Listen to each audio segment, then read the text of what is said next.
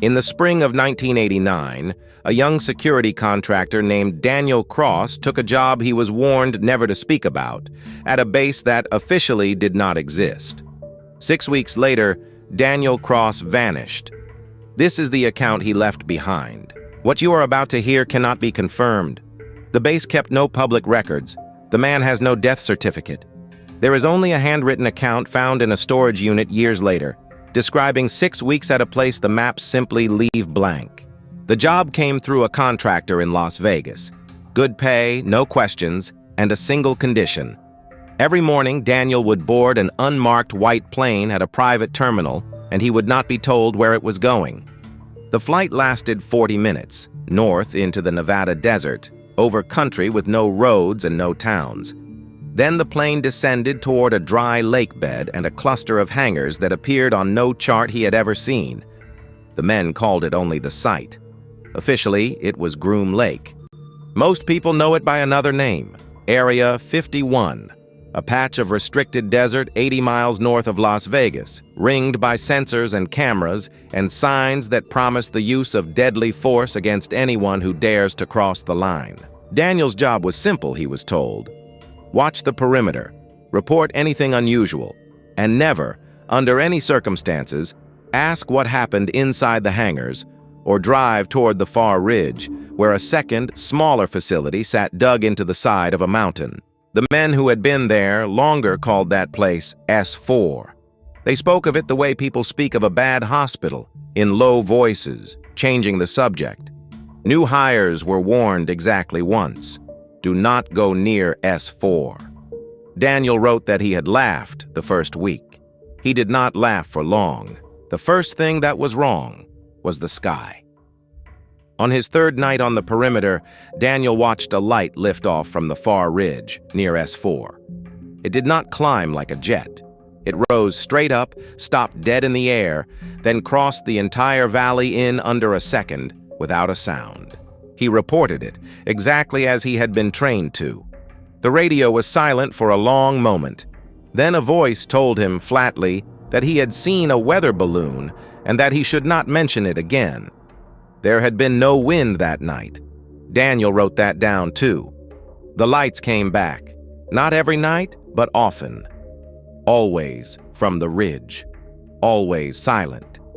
Sometimes one, sometimes several, moving in ways that nothing built by human hands was ever supposed to move.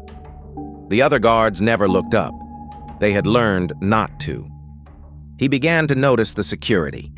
Men in unmarked camouflage parked on the ridge lines in white trucks, watching not the desert, but the base itself. The veterans called them the camo dudes.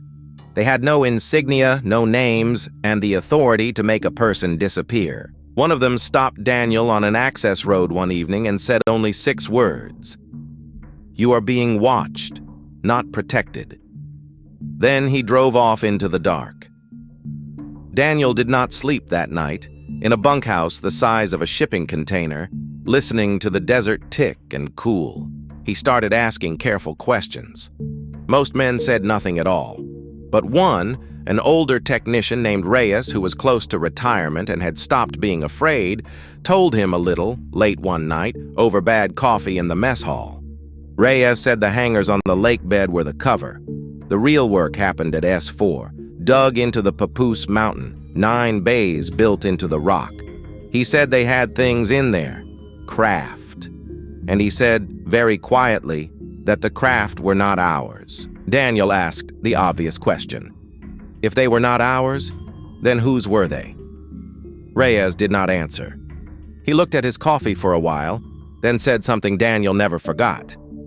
We did not build them. We are only trying to understand them. And something in there is trying to understand us back. Reyes told him about the element, a metal that did not exist on the periodic table the public was allowed to see. They called it 115.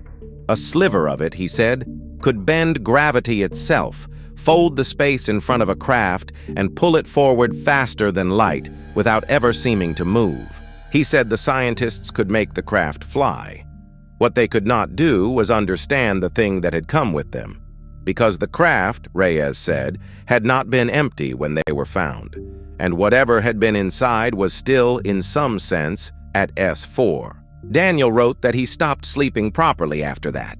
He would lie awake and feel, in the deep quiet of the desert, that he was being observed. Not by the cameras, not by the camo dudes, by something patient and very old that did not need eyes to see him. Then Reyes did not come to work. Daniel was told the old man had retired suddenly and moved away. No goodbye, no forwarding address. His locker was emptied before lunch, and the other men never said his name again, as though he had simply never existed. It was around then that the dreams began. Every man on the night shift was having them, the same dream, on the same nights. A long gray corridor, a door that should never be opened, and on the other side of it, something waiting that was glad they had finally come. He began to lose time. He would start a patrol at midnight and come back to himself at 3 in the morning, standing at the edge of the restricted road that led to S4, with no memory of walking there and the taste of metal in his mouth. He was not the only one. A guard named Mills was found one morning 2 miles out in the desert, barefoot, walking toward the Papoose Ridge, repeating a string of numbers that no one could understand. Mills was taken away in a white van.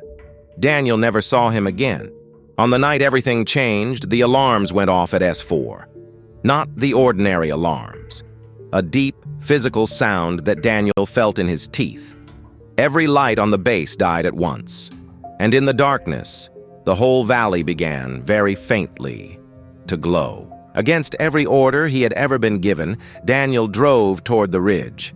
He wrote that he could not stop himself, that his hands moved without him, that the same patient something that had watched him for weeks was, that night, simply calling him home. The gate to S4 stood open. The camo dudes were gone. Daniel walked into the mountain, down a long gray corridor he had only ever seen in his dreams, toward a door at the very end that was already, slowly, beginning to open. He wrote that the air grew cold, that the metal taste filled his mouth, and that he could hear beneath the alarms a sound like 1,000 people whispering at once, in a language that hurt to listen to. And still, his feet carried him forward. What was behind the door Daniel could not, or would not, describe. The account breaks here. Half a page is scratched out so hard the pen tore through the paper.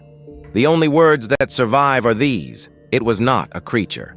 It was a place that was looking back. When the account resumes, Daniel is outside again, on his knees in the dry lake bed, in the dark, with no memory of leaving the mountain.